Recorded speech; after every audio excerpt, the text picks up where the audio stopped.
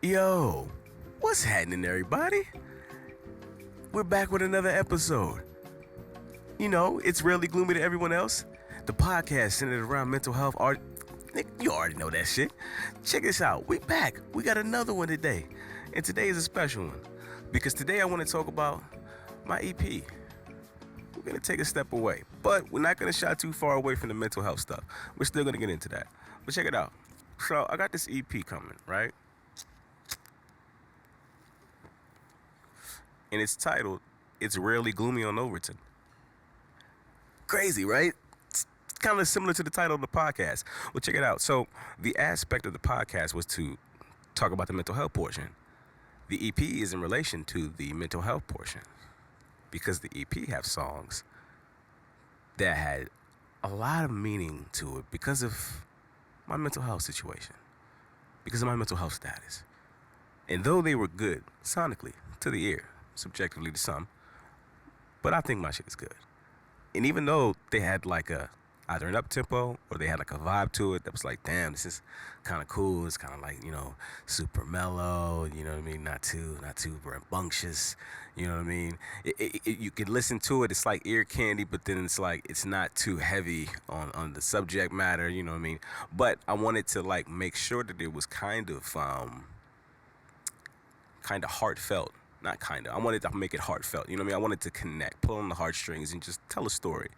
Which is sort of the point of the whole thing. But anyway, the EP centers around 4 songs in particular that have a lot to do with how I was dealing with life on Overton Street. And if you don't know, Overton Street is currently where this whole thing is being shot and recorded at. It was me at a time in my life from like 2021 up to like 2022 where shit wasn't as grand as I was portraying it. I tried to be happy-go-lucky. I tried to like be the best version of myself. I tried to put out energy that was good. I tried to parlay with artists, you know what I mean, out in the city. I tried to really like show a life or like portray a vibe that I wasn't really feeling deep down inside. I tried to be the happy-go-lucky. I wasn't really that happy. I tried to be positive. I tried to be friendly. I had been burned so many times. I didn't want to be friendly. I tried hard to like connect it, and it was so hard because I got disappointed my whole life, and it was hard to connect. You know what I mean? And it was all of this shit that was just like deeply troubling me, and I put on the front outside of my house to like, seem okay, just to be able to go network. You know what I mean? And that shit was tough, my nigga, because like I never knew how to do that, man. I was such an awkward and shy kid growing up. So like I had to portray a life that I always wanted to live, that I never truly got to live because like my childhood was shit and growing up was rough. I had to portray that and push that shit to seem okay just so that people would accept me. You know what I mean? Like, and that shit really bothered me like as I started to like understand like the deeper meaning of the songs, where I was. Songs like In Control, where I was trying to like figure out a way to like stay in control of my life because there was so much shit happening to me that was out of my control, that all I wanted was control. All I wanted was to have some sort of control, but ultimately I had none. You know what I mean? Hence the name In Control or No Control. You know what I mean? Like, it pretty much goes hand in hand.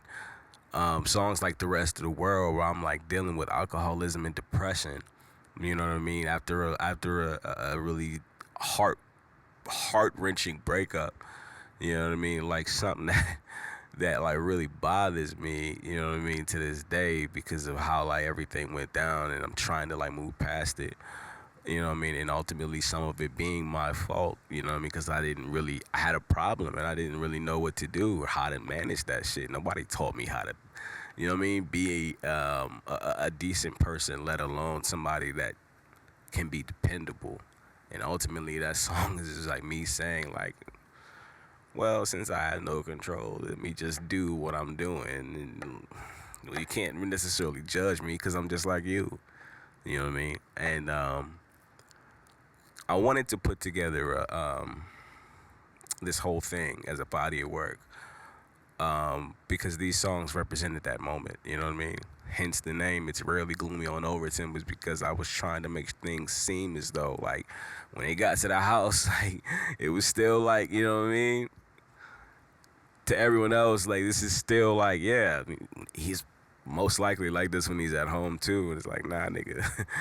You know what I mean? So the irony and it's rarely gloomy, you know what I mean? Like for me, it's like my life, you know what I mean? It was rarely things happening to me that I wanted people to see. I wanted them to see like, yo, shit wasn't really that bad.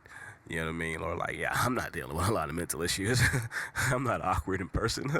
You know what I mean? Like, it was all of that shit, man. And that's why I'm trying to package the shit that the way I am. Also got content and shit coming with it.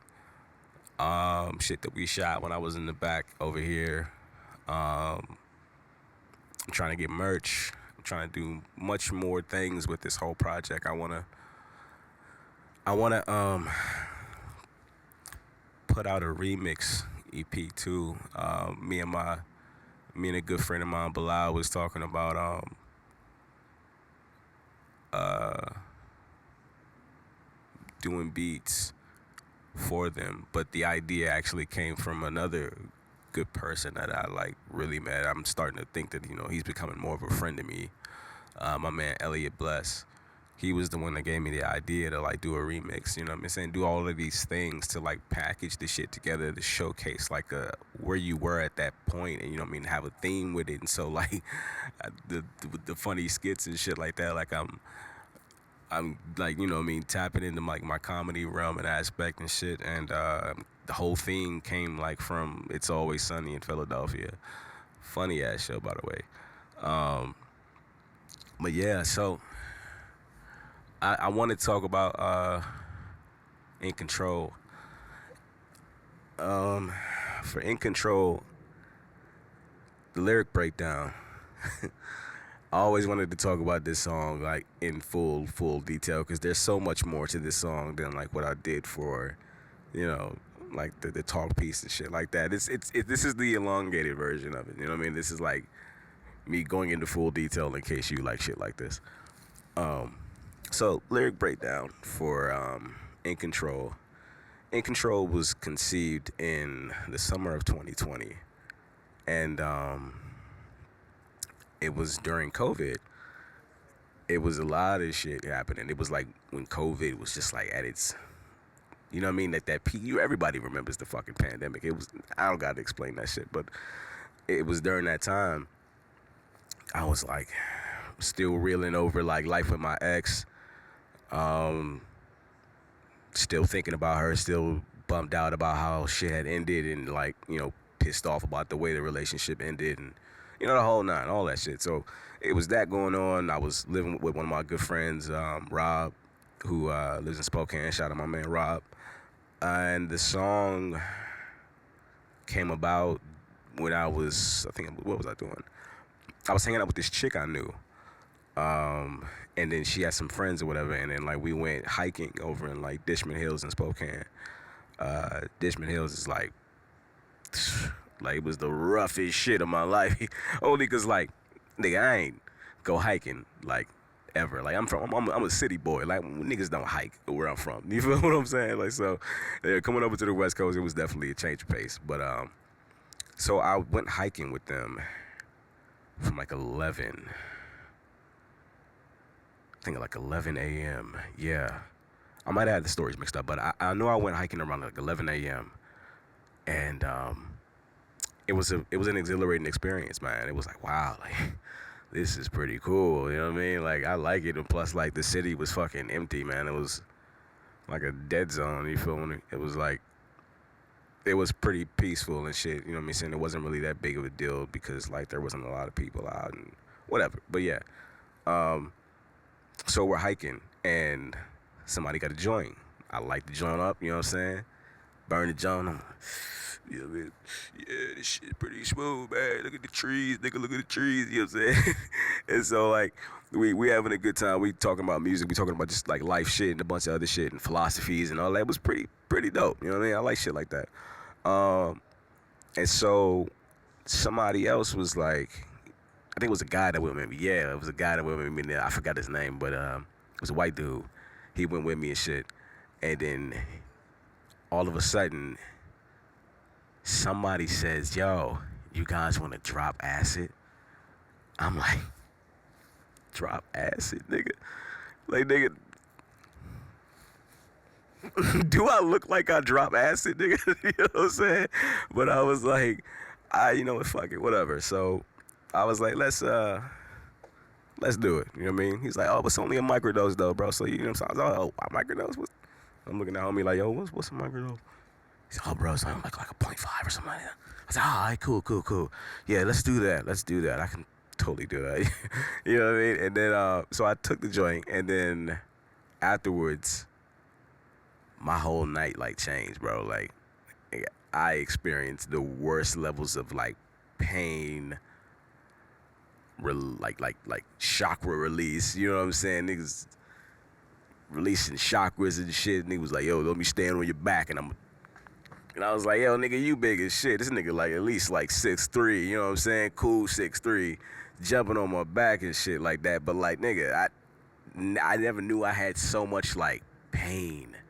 You know what I mean? Like, niggas think the chakra shit is a joke, but like for real, when you get your chakras like realigned, dog, like I never knew I was holding in so much pain, my nigga. I just wept. Like, it was that experience. It was punching a fucking a fucking body bag, you know, like the boxes and shit. No equipment, no gloves, no nothing, nigga. It fucked my whole shit all the way up, but I couldn't feel it because I was tripping on acid. Plus, I was high off the weed, you know what I mean? So, I'm like, you know what I mean? Like, this is an experience for me. Next thing you know, my arms started to get weak, and I wonder, oh, my shit just dangling like I'm some zombie off The Walking Dead.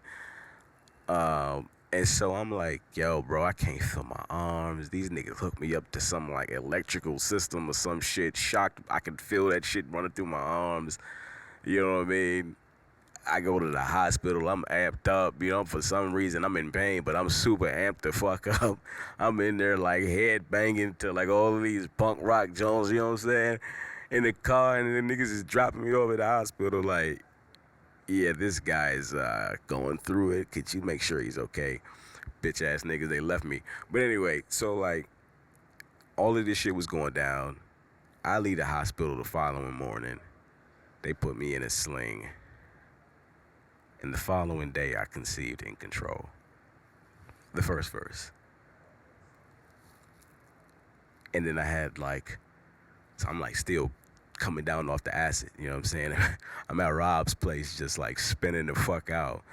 And then I'm like looking, and I'm like staring at the ceiling. I see the ceiling like all wiggly and shit. I'm like, man, I need to come down. Well, let me just light this joint. And so I light the joint, and then I just started listening to some beats. I put some beats on, heard a particular beat, and I was like, I always wanted to go on this. I was like, I'm feeling this right now. And then I did the first verse, my nigga.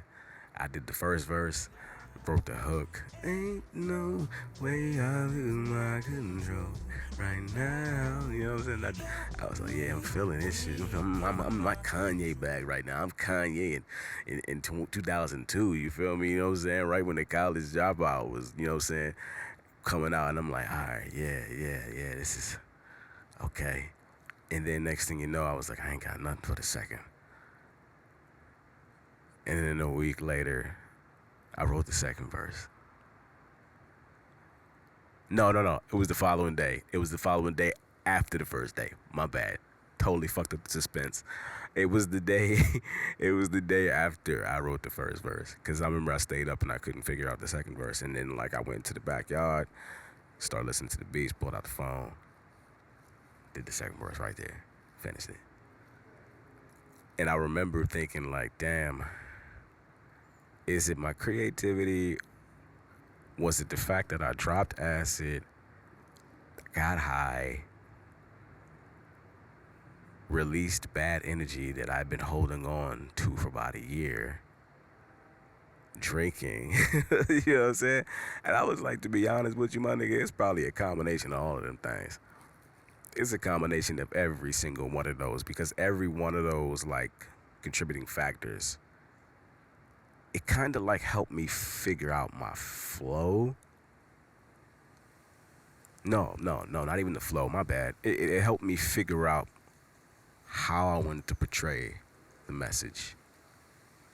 I wanted to make my, you know what I mean, my hey ya. And I always strive for that. You know what I mean? I said that one of my songs is considered my hey ya. You know what I mean? My wise woman joint.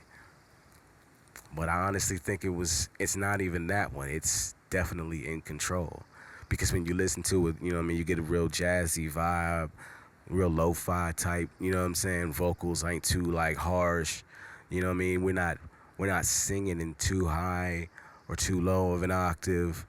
You know what I mean? We're kind of like riding steady. You feel what I'm saying? And then like once you start to like listen to it, you kind of like get a little groove going. Might maybe snap your fingers, bob your head.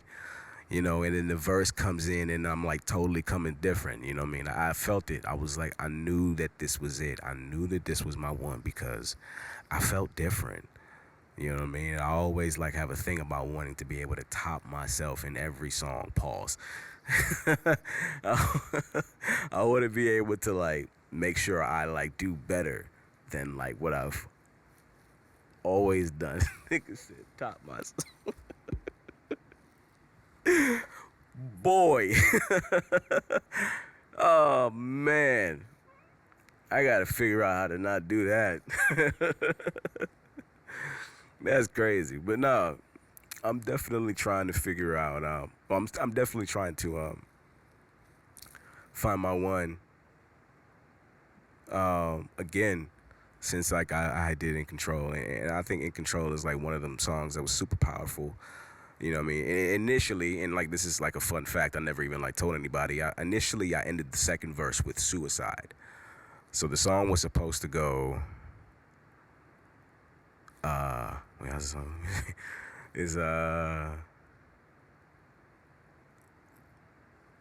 give me illin' because the mood. I was like, give me illin' because the illin' because the mood is right. It's only because the money low. My only prevention method for suicide is out the window. Load up the 380. Don't let my friends know. Like, nobody knows that. Like, that's how raw the song was. Like, that's why I felt so, you know what I'm saying? And I feel bad because I wish that I had kept that line in there. I wish that.